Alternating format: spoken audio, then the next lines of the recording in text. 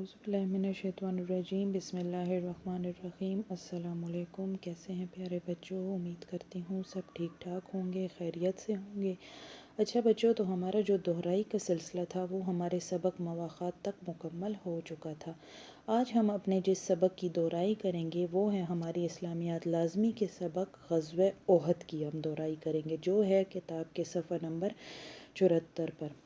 بچوں اپنے سامنے اپنی کتابیں اور کاپیاں کھول لیں تاکہ ہم اپنی دہرائی کا آغاز کریں۔ تو کتاب کے صفحہ نمبر 74 پہ ہے غزوہ احد۔ سب سے پہلے میں آپ کو اس کے بارے میں تھوڑی سی معلومات دوں گی، اس کے بعد ہم اپنی دہرائی سٹارٹ کریں گے۔ تو غزوہ احد 7 شوال 3 ہجری کو پیش آیا تھا۔ یہ جنگ کیوں لڑی گئی تھی؟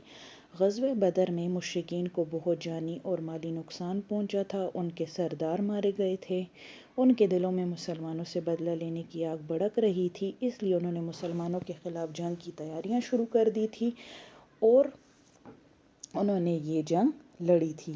اس وجہ سے غزوہ احد پیش آیا تھا کہ مسلمانوں سے وہ لوگ بدلہ لینے چاہتے تھے، کیونکہ مسلمانوں نے انہیں بہت نقصان پہنچایا تھا غزوہ بدر میں، اس لیے انہوں نے غزوہ احد لڑی۔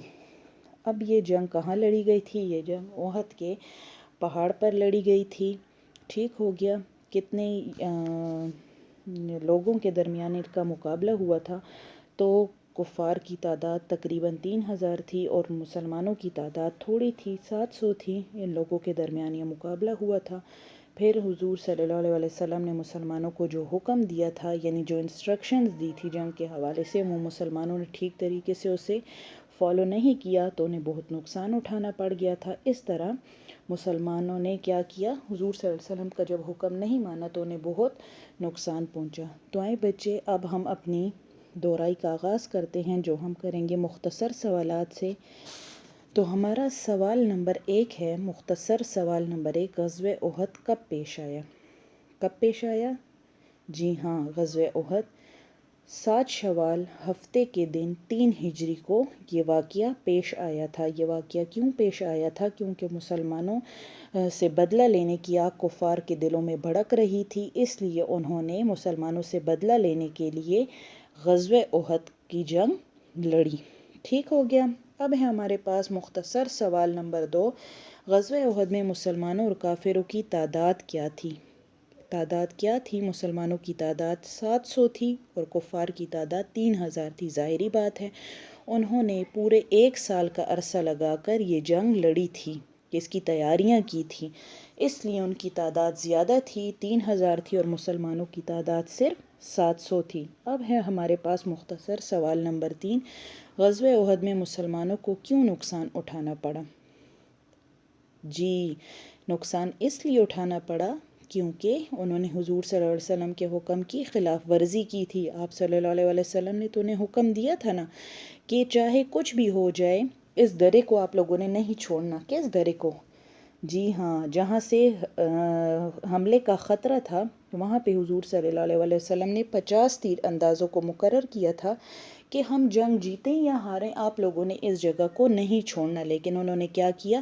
انہوں نے جب دیکھا کہ مسلمان جنگ جیت رہے ہیں تو انہوں نے اس درے کو چھوڑ دیا، اپنی جگہ کو چھوڑ دیا اور میدان جنگ میں آ گئے تھے مال غنیمت جمع کرنے کے لیے۔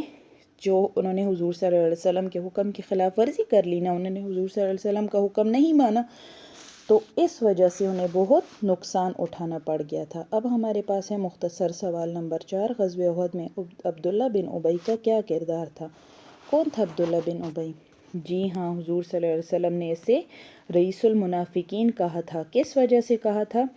کہ پہلے تو مسلمانوں کی تعداد 1000 تھی، لیکن عبداللہ بن ابی نے مسلمانوں کو دھوکہ دیا اور راستے میں اپنے 300 سواروں کو لے کر الگ ہو گیا، جس سے مسلمانوں کی تعداد صرف 700 رہ گئی تھی۔ اس کے اس دھوکے کی وجہ سے حضور صلی اللہ علیہ وسلم نے اسے رئیس المنافقین کا لقب دیا، یعنی منافقوں کا سردار۔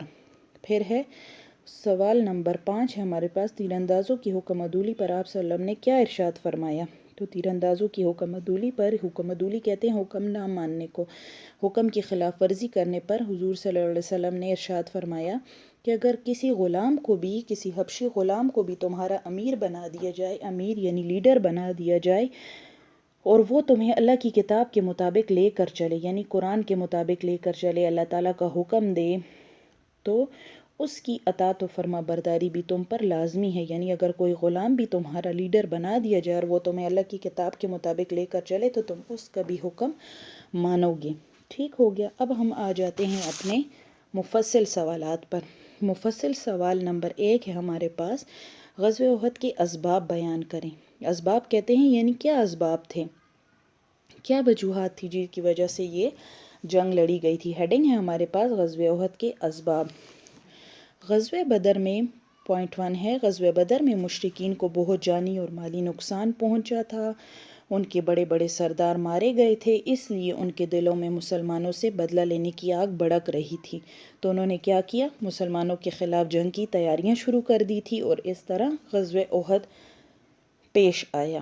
یعنی انہوں نے مسلمانوں کے خلاف یہ جنگ لڑی تھی، مسلمانوں سے بدلہ لینے کے لیے انہوں نے یہ جنگ لڑی تھی، تو انہوں نے مسلمانوں کے خلاف جنگ کی تیاری شروع کر دی اور اس طریقے سے غزوہ احد پیش آیا۔ یعنی یہ غزوہ احد کے اسباب تھے، وجوہات تھی جس کی بنا پر احد کا واقعہ پیش آیا۔ اب ہمارے پاس سوال نمبر 2 ہے کہ غزوہ احد کے دوران پیش آنے والے واقعات بیان کریں۔ ہیڈنگ ہمارے پاس آتی ہے واقعات کی۔ غزوہ احد میں کیا واقعات ہوئے تھے، کیا باتیں ہوئی تھی، تو غزوہ احد میں آپ صلی اللہ علیہ وسلم نے پہاڑ پر 50 تیر اندازوں کو مقرر کیا تھا اور فرمایا کہ ہماری فتح ہو یا شکست آپ لوگوں نے اس درے کو نہیں چھوڑنا، یعنی اس جگہ کو نہیں چھوڑنا جہاں سے منافقین کے، کفار کے حملے کا خطرہ تھا۔ لڑائی شروع ہوئی تو کفار کے 12 سردار مارے گئے، صحابہ کرام نے خوب زبردست ڈٹ کر مقابلہ کیا، آخر کار کفار نے میدان جنگ سے بھاگنا شروع کر دیا۔ جب مسلمانوں نے مال غنیمت اکٹھا کرنا شروع کر دیا تو 50 تیر اندازوں نے بھی اپنی جگہ چھوڑ دی اور کفار نے گھاٹی کی طرف سے مسلمانوں پر دوبارہ حملہ کر دیا۔ آپ صلی اللہ علیہ وسلم کے 2 دانت مبارک شہید ہو گئے تھے اور بہت سے صحابہ کرام کو بھی شہید کر دیا تھا۔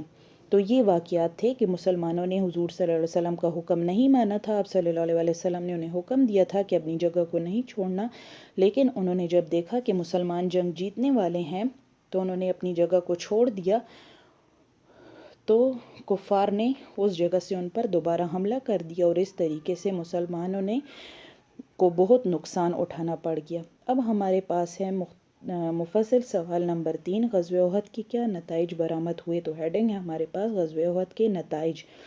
غزوہ احد کے نتائج مسلمانوں کے حق میں نہ تھے، کیونکہ اس جنگ میں 70 کے قریب صحابہ کرام شہید ہوئے۔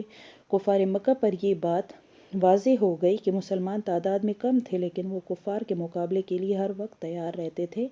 مسلمانوں نے اس بات کو بھی مان لیا کہ انہیں ہر حال میں رسول اللہ صلی اللہ علیہ وسلم کی پیروی کرنی چاہیے۔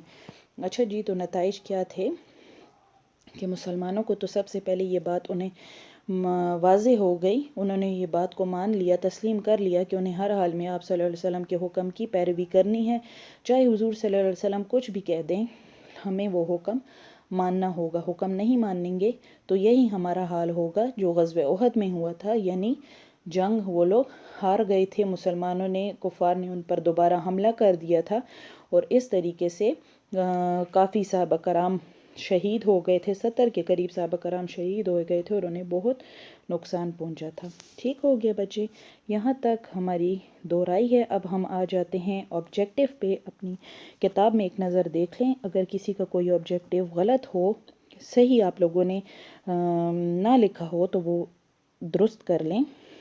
غزوہ احد میں مشرکین مکہ کی قیادت کس نے کی؟ نمبر 1 ہے تو وہ ابو سفیان نے کی تھی۔ نمبر 2 ہے غزوہ احد میں کفار کی تعداد تقریباً کتنی تھی؟ کتنی تعداد تھی؟ جی ہاں، 3000 تھی۔ غزوہ احد کس سن ہجری میں پیش آیا؟ 3 ہجری میں پیش آیا۔ غزوہ احد کس اسلامی مہینے میں پیش آیا؟ تو شوال کے مہینے میں پیش آیا۔ پھر ہے رسول پاک صلی اللہ علیہ وسلم نے پہاڑی پر درے پر کتنے تیر اندازوں کو مقرر کیا؟ تو 50 تیر اندازوں کو مقرر کیا تھا۔ نیکسٹ ہے کفار مکہ نے کس کی قیادت میں گھاٹی کی طرف سے حملہ کیا؟ تو خالد بن ولید کی قیادت میں گھاٹی کی طرف سے دوبارہ حملہ کیا تھا۔ پھر درست غلط جملوں کی نشاندہی ہے۔ नंबर 1 गाठी पर मुतय्यन तीरंदाजों के दस्ते के सरदार का नाम अब्दुल्ला बिन जबीर था। टिक है ये। नंबर 2 है हज़रत मसअब बिन उमैर रज़ी अल्लाह ताला अन्हु ने रसूल पाक सल्लल्लाहु अलैहि वसल्लम के हमशक्ल थे। ये भी दुरुस्त है। नंबर 3 है ग़ज़वा उहद में 100 के करीब मुसलमान शहीद हुए। क्रॉस है ये। 70 के करीब शहीद हुए थे। फिर है ग़ज़वा उहद में हज़रत अबू तलहा रज़ी अल्लाह ताला अन्हु और हज़रत साद बिन अबी वक़ास रज़ी अल्लाह ताला अन्हु आप रसूल पाक सल्लल्लाहु अलैहि वसल्लम के सामने ढाल बनकर खड़े रहे। टिक है ये। लास्ट है ग़ज़वा उहद का वाक़या जुम्मे के दिन पेश आया। ये क्रॉस है। हफ्ते के दिन पेश आया। ठीक है बच्चों, यहाँ तक हमारी दोहराई हो गई है। अपना बहुत ख्याल रखें और इस सबक को अच्छे से याद रखें। तब तक के लिए आपसे इजाज़त चाहती हूँ। अल्लाह हाफ़िज़। अपना ख्याल